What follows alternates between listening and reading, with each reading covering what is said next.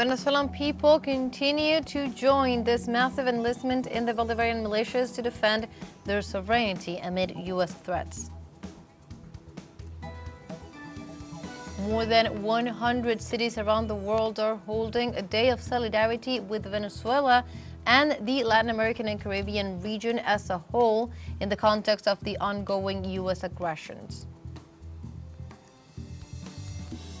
And in Palestine, the humanitarian crisis in Gaza continues to deepen, with the death toll now exceeding 63,000 since the conflict began on October of 2023.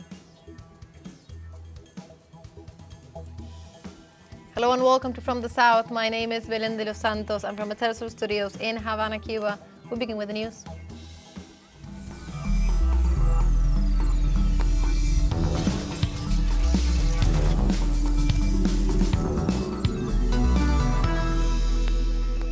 The Venezuelan people went to the streets again on Saturday throughout the national territory to participate in the fourth day of a military enlistment called by President Nicolás Maduro as part of the plan for sovereignty and peace and the defense of the country. The Bolivarian militia has once again set up more than 1,000 points in the main squares and other emblematic spaces of the nation, accompanied by regional leaders, military authorities, and community organizations. The activity is being held under the slogan, "Venezuela is not a threat, Venezuela is hope," to express a firm rejection of foreign threats and U.S.-driven destabilization attempts. The country's combat forces have joined this new day of military enlistment, reaffirming their commitment to peace, security, and the well-being of the country.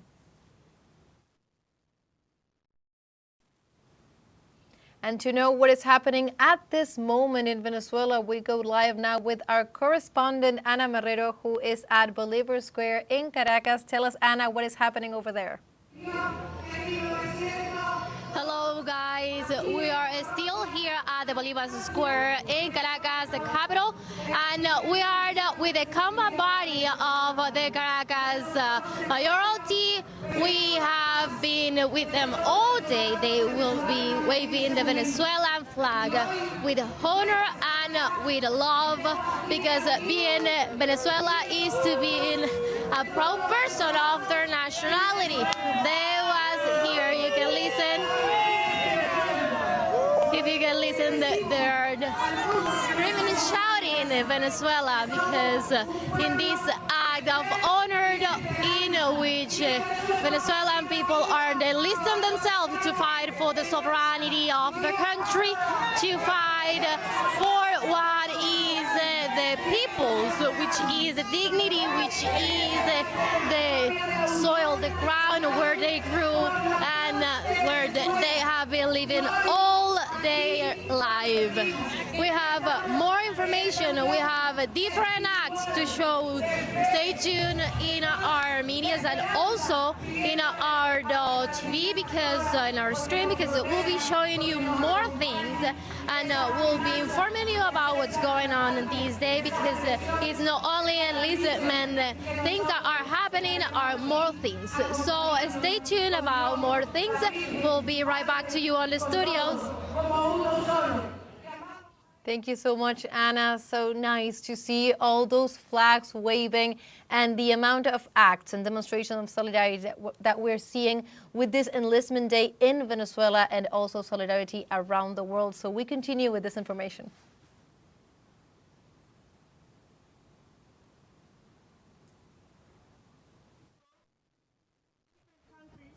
Continue with more information. As we were saying, expressions of solidarity around the world on Saturday, August 30th. Thousands of social movements and political parties across the world are holding a day of solidarity with Venezuela, Latin America, and the Caribbean amid the ongoing U.S. aggression in the region. Precisely, the Embassy of the Bolivarian Republic of Venezuela in London, together with the Anti-Fascist International UK chapter and the Revolutionary Communist Group, rejected the U.S. aggression against the Venezuelan people. Dozens of demonstrators gathered on Notting Hill Street, one of the most colorful streets in London. The demonstrators carried banners and posters demanding Washington to get out of Latin America.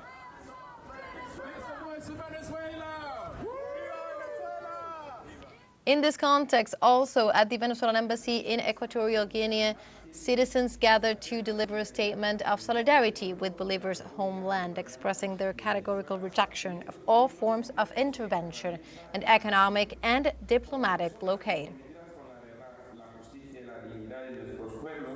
No podemos permanecer en silencio ante los intentos de desestabilización política. And from Uganda, also in this regard, the Anti-Fascist International chapter in the country condemned the latest escalation of U.S. imperialist aggression against Venezuela. In the statement, they have said that when one sovereign nation is attacked, the dignity of all nations is endangered. We, the people of Uganda, stand shoulder to shoulder with the people of Venezuela and the Bolivarian Revolution. Their defense of independence and social justice mirrors Africa's own ongoing fight against external control. Later on, they moved on to say that we demand 1, the immediate withdrawal of U.S. warships, submarines, and marine forces from the Caribbean, 2, an end to all forms of aggression and destabilization, and 3, respect for the sovereignty and self-determinations of all nations.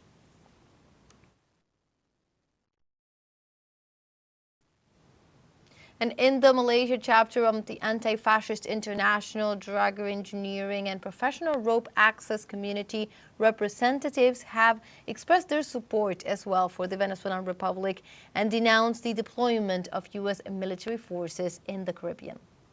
We are from dragger engineering and professional rope access community from Malaysia. From Malaysia, we stand in solidarity with the Bolivarian Republic of Venezuela and firmly condemn the recent U.S. imperialist actions. The deployment of nuclear submarines in the Caribbean is a blatant provocation, exposing the true face of modern fascism. Imperialism today disguises itself as democracy while enforcing domination through militarism. As Simon Bolivar reminded us, freedom is the essence of life, yet this freedom is threatened by the powers that seek control. The Venezuelan people, inheritors of resistance and courage, will not bow. Their struggle inspires anti-fascist movement worldwide, reminding us that resistance is both a duty and necessity. Imperialism and fascism are two sides of the same coin. We call for unity, solidarity, and unwavering message to the world. Hands off Venezuela, hands off Caribbean. And now we have a short break coming up, but first, remember you can join us on TikTok at teleSUR English, where you'll find news in different formats, news updates, and much more. We'll be right back. Stay with us.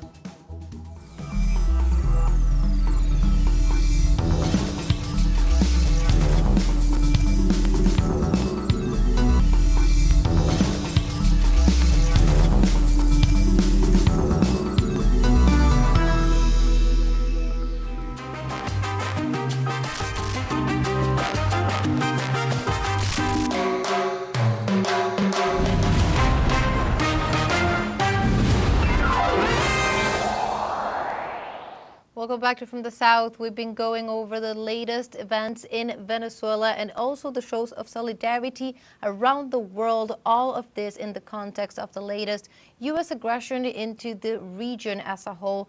And to go deeper into this topic, we now welcome analyst and human rights expert David Lopez.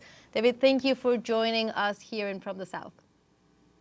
Yeah, thank you very much for the invitation. Good afternoon from Geneva. It's a pleasure to have you with us. And first of all, I wanted to ask you, how should we understand this new escalation of threats that we're seeing from the U.S. against Venezuela and the region? How are you seeing this? Why to proceed like this, and why now? So this is a very worried situation we live right now, overall, because we confirm again that the system, so the actual system puts in crisis the international law. So the Article 2.1 regarding the sovereignty is not respected by the United States. Article 2.7 of regarding the non-intervention in the internal affairs are not respected, above all. And unfortunately, this is a very dangerous steps enterprises by the United States and we don't know until which point they can arrive because the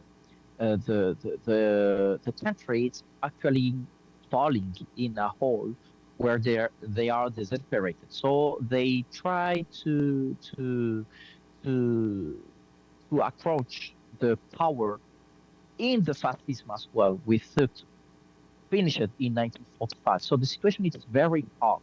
They are desperate and they don't care if we have wars, genocides, etc. So as a human rights defender and defender of the international law, we are very worried about the situation. Now, you were just mentioning, of course, one of the worst things that are happening today at the global scene, that's the genocide in Palestine. And we've seen the international community rise in rejection of that sentiment. And also we are seeing now shows of solidarity, great shows of solidarity around the world in support of what is happening to Venezuela in this case. How are you reading these responses of solidarity around the world from the region, but also from other sectors?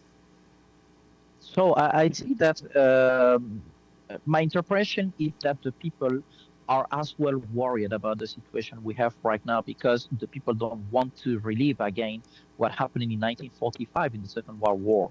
They don't want to have more genocides that before happened and like it happened right now in Palestine. So the manifestation we have actually from every country around the world in defense of the sovereignty of Venezuela and in defense of the UN Charter and the international law mean that maybe the people are wake up. But unfortunately, we have many multinational media who don't want to show that.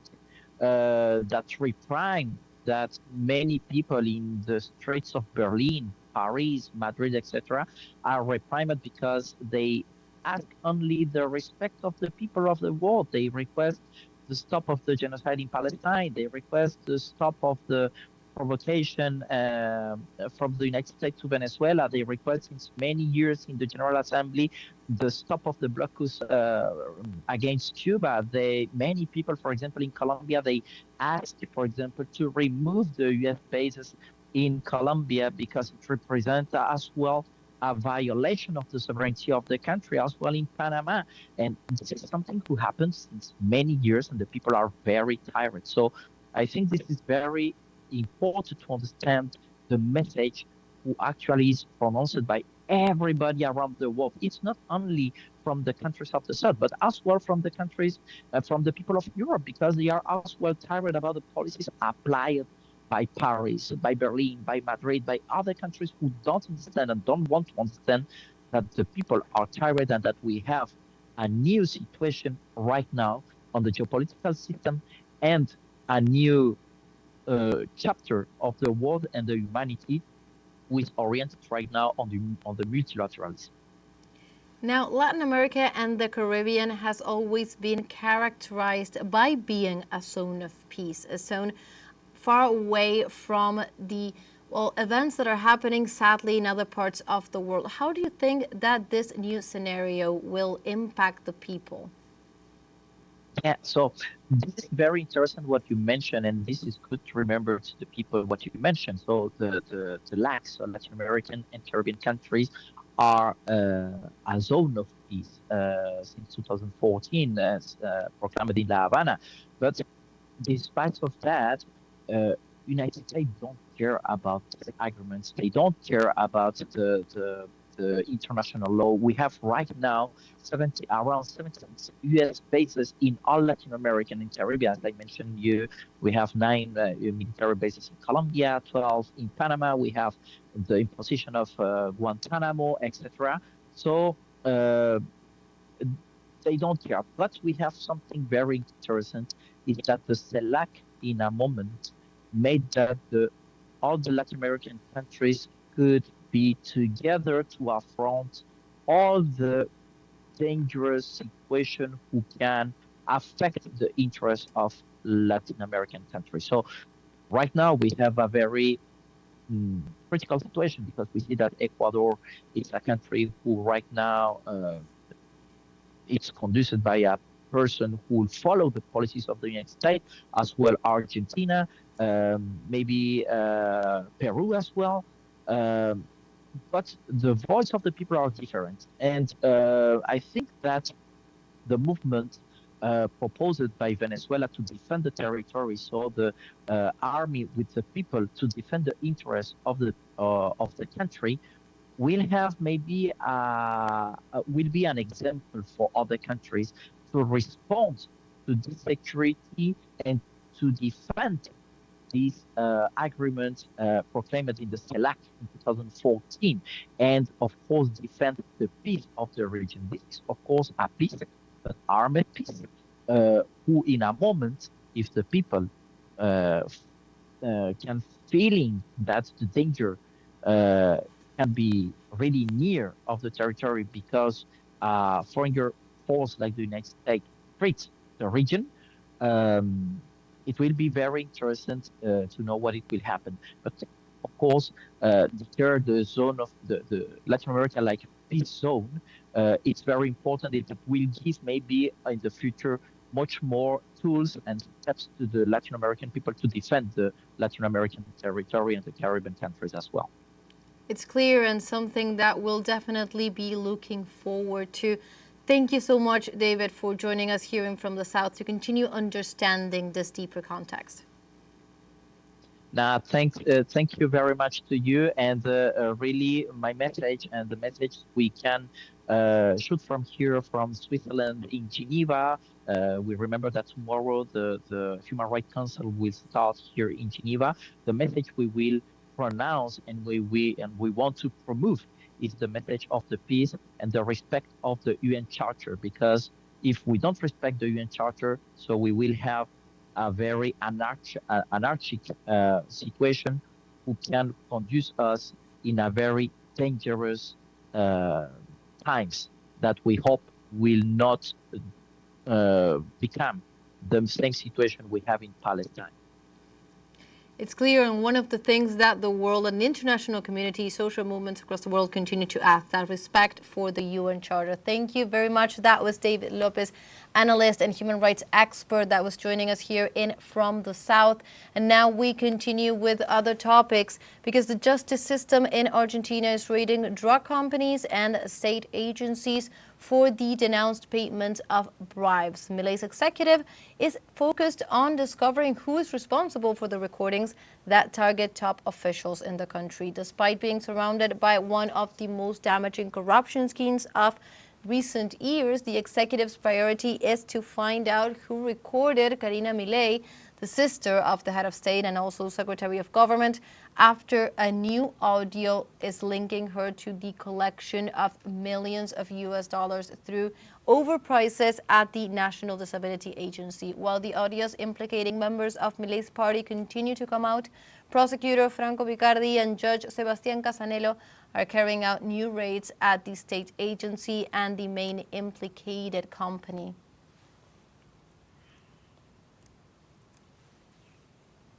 Now we have a second short break coming up, but before, we invite you to join us next week as we tour Cuba in search of community projects that work every day for the country's present and future. That is the Cuban Way, from Monday to Friday at 4:30 p.m. Caracas and Havana time. We'll be right back. Stay with us.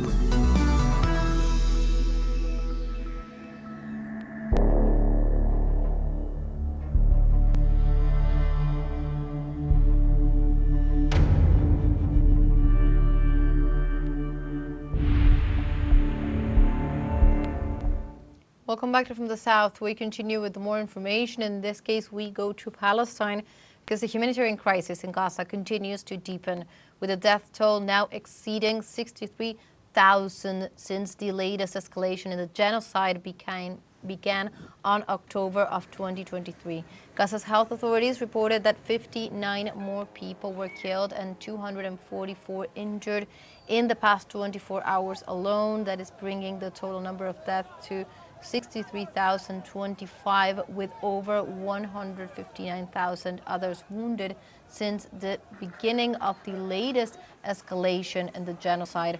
On the other hand, 23 people were killed on Thursday while trying to receive humanitarian aid, raising the number of aid seekers killed in Gaza to more than 2,200. And the growing hunger crisis has also claimed 5 more lives, including 2 children. That is pushing the number of starvation-related deaths to over 320, according to health officials.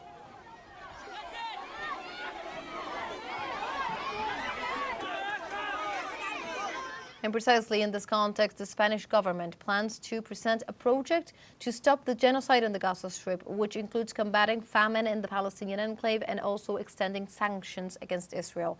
The Spanish Foreign Minister, José Manuel Álvarez, intends to present this plan at a meeting of the European Union foreign ministers in Copenhagen.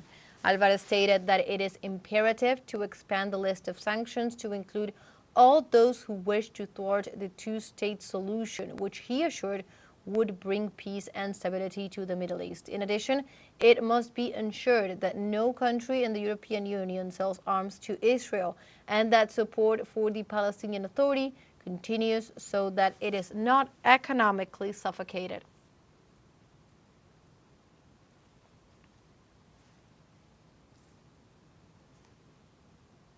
And we go now to Venezuela once again because Vladimir Padrino Lopez, the chief of the armed forces, is giving statements in this enlistment day.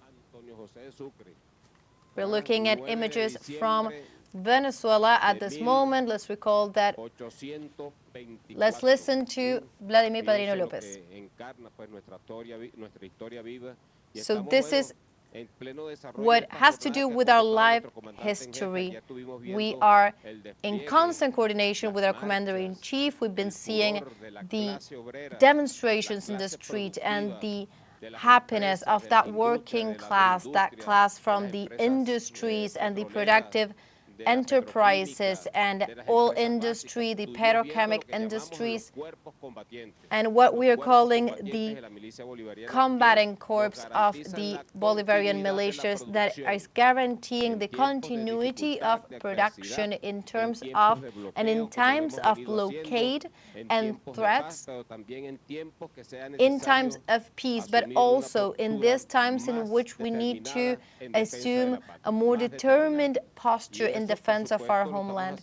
And this we are doing in the framework of this aggression, permanent aggression that the United States is leading over Venezuela.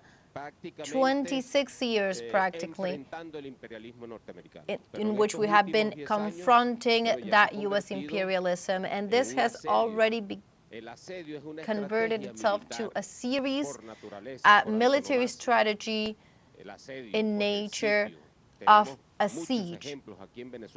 A siege, we have a lot of examples in Venezuela, also in other regions of South America, examples of siege around the world. That is a military strategy. The only difference is that today they are doing it with other instruments, sanctions, blockades, the blocking us of the possibility of trading with other countries, blocking the systems to transfer money internationally. There are different systems that they do to carry out this siege, and this siege seek to lead to an internal rupture, that the people just give up and that the armed forces give up. And look at what we have been resisting and combating and continuing to combat, especially during the last 10 years under the leadership of President Nicolás Maduro. They haven't been able and they won't be able. Here is a standing people. This is a military fusion with the people that is here giving answers and facing the people every time and facing the world as well, and facing those imperialists, those who want to produce lies about us and many absurd things and narratives 21st century, and they are threatening the peoples that try to seek their own interests. Today it's Saturday 30th, and the people are out on the streets defending their independence as we've done it last week, and today we are even more organized. We have more enlistment points. The people know where to go to register, and I see a great joy. And next to the great indignation, also a great joy that we see it in the eyes of the youngsters and the elderly people, men and women of the Venezuelan people. So we are here, and the people are out on the streets. They're painting murals. They are playing with the kids and also teaching about our history, about Zamora and our leaders. That is the Venezuelan spirit in the heart of the people of Venezuela. We have been listening recently to those spokespersons who tried to carry out a coup d'etat here last year, saying that the military armed forces were loyal until we were not. That is absolute a perverse declaration and statement. So what does this extremist fascist opposition want? They do not. That's the way that they want to govern this country. Comparing what happened with Iraq in the year 2003 when they invaded that country with the excuse of massive arms of destruction. So they're comparing what could happen here in Venezuela to the deployment of the U.S. Army in Iraq. That's what they want. And they're saying that when those first bombs dropped, we are going to run away. And they do not know, because they do not have that national feeling. They shouldn't even be calling themselves Venezuelans, because they are anti-homeland. We are continue to be here defending our project, our sovereignty, our dear homeland, and we will be standing up and victorious. And I continue to summon, as our Commander-in-Chief, the President.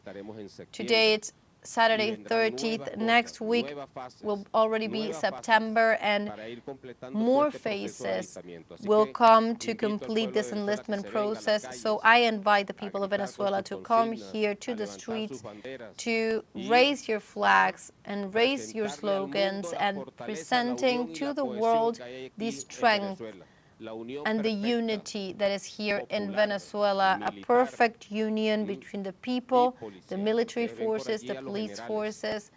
You see over there the generals standing here next to the people and painting the murals and just joining the people. And there are people who make fun of this, but this is just the symbiosis that we have in this between the people and the armed forces. But do not get confused. The armed forces in this moment, they are patrolling our territory in the Caribbean.